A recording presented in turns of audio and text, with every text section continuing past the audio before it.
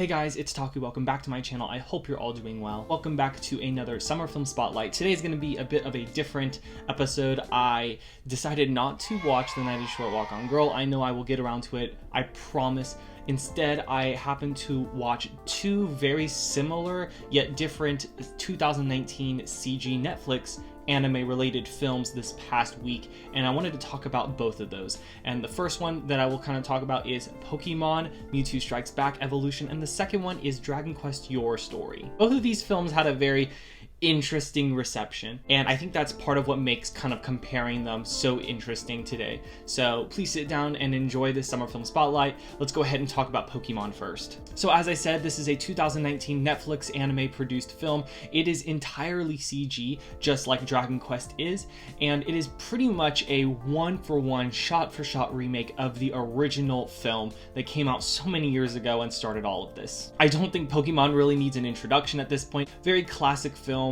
But in case you need a bit of a refresher, Ash and party receives an invitation one day to battle the strongest Pokemon trainer alive, and when they get to New Island, they find that the strongest Pokemon trainer is actually also the strongest Pokemon, and that being the genetically created Mewtwo. Of course, the movie revolves around the themes of friendship and love and compassion, and it's just a really good plot. So you'll absolutely enjoy this film if you were a fan of the first one. Production-wise, I can say that the music is pretty much like this. It's the same energy. I couldn't tell you if they brought back the exact same soundtracks or a specific composer. I'm sure you can look all that stuff up, but energy-wise, it's the same sounds, same iconic Pokeball sounds. It sounds very much like Pokemon, and it helps that they brought back the entire dub cast that is currently dubbing Pokemon. So not the very, very original like Ash and team, but pretty much the one that took over shortly thereafter. New team has been carrying the torch for so long and doing such a good job at it that it pretty much feels like Pokemon to me as well. Now to talk about visuals. From the perspective of cinematography,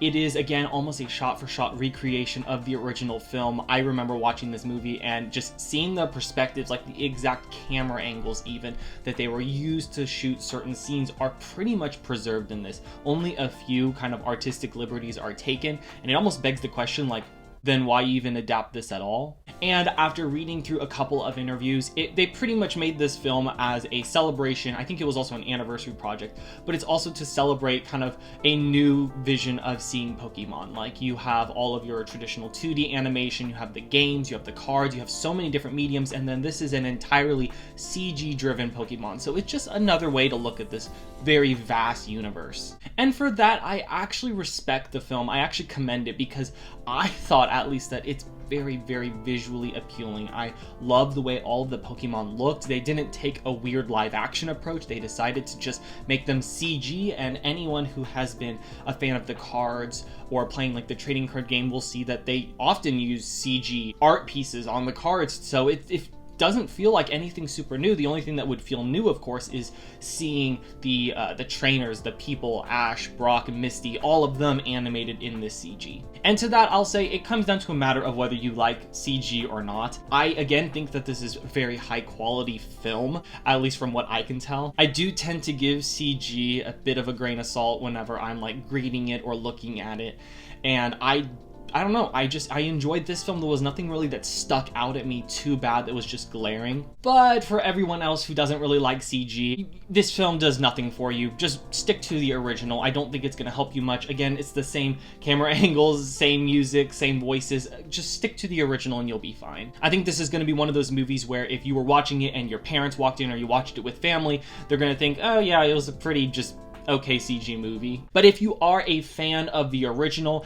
and you enjoy the idea of Pokemon taking a bit of an experimental twist, then you'll like this film a lot more because you already know the story, you know the characters, you know the music. Now you can just sit and soak in the different visual textures and feels of the film. And for that, I say, again, I did enjoy it. But now let's talk about our other one, which is Dragon Quest Your Story. This one starts off as a remake. I believe it is an adaptation of the 5th Dragon Quest game. I am entirely new to Dragon Quest, so this plot and characters are entirely foreign to me. But I think that almost works in my favor, just because the message that they were going for is a bit, well, let's just say that there are a couple of twists towards the end that I can't really mention on camera for the sake of just spoiling it for you guys. But basically, Dragon Quest Your Story follows Luca, who is a young adventurer who is trying to look for his mom and avenge the death of his father. His mother was taken by an evil wizard named Laja, and it is his job to sort of find the sword that will basically slay the bad guy. Very classic dungeon RPG plot, and it has a very classic dungeon RPG feel. Watching this movie felt like my experience kind of watching Wreck-It Ralph. Like, they're banking on, you know, hearing the sounds of the coins and the slashing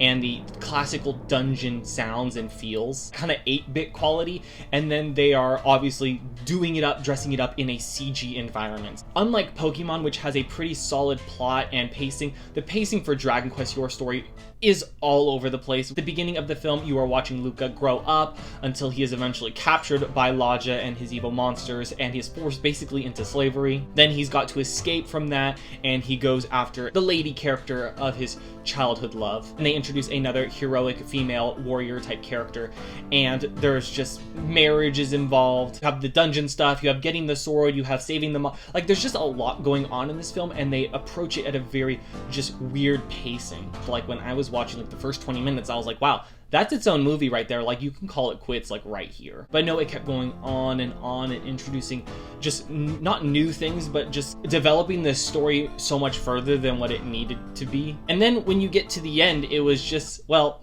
again, I can't really mention the end, but it was just like, what did I just watch? It's one of those endings that's gonna kind of make you question the plot of the entire thing and actually the existence of this project in general. So unlike, again, Pokemon, where they took a really safe route, I feel like, and they adapted, you know, pretty much just the original, they didn't change anything, it's nothing new, they just stuck to the visual department. I think that's what actually kind of saved it for me. And then Dragon Quest took a lot of risks, and obviously for some people it's going to pay off, and then for others it's going to become like a big WTF. But I think as a whole, I mean, I liked Dragon Quest. I think it was a fine movie. I understood, or at least I could tell, oh yeah, like this was obviously, you know, a call out to another part of the franchise, or this was a call out to something else. It is a fine movie. I think if you watched it, you're going to be like, okay, yeah, that was a movie I would watch once and then never like watch again.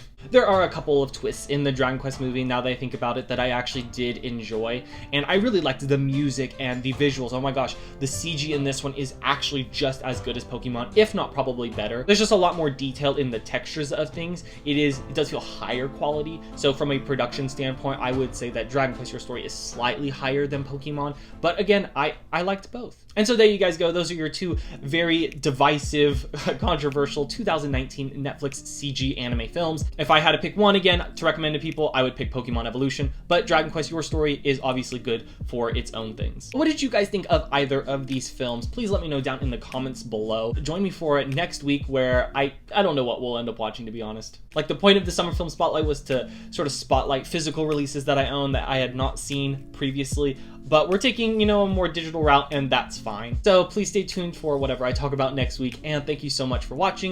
Till next time.